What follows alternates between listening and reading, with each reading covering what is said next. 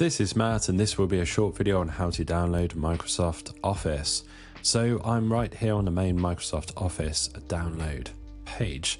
So Microsoft Office, previously known as Office 365, it's now known as Microsoft 365, so they keep changing the name of it.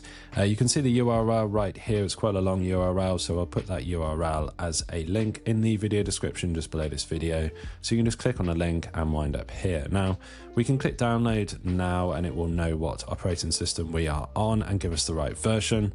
But if you're on Windows, you can click this one for the .execute file.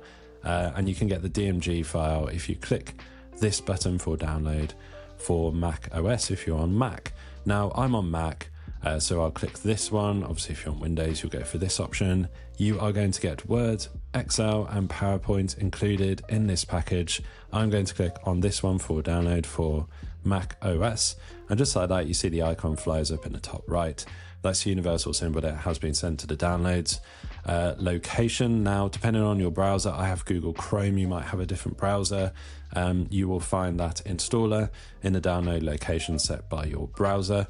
Hopefully you found this video on how to download Microsoft Office useful. If you found it helpful, drop this video a like and subscribe to the channel for more videos just like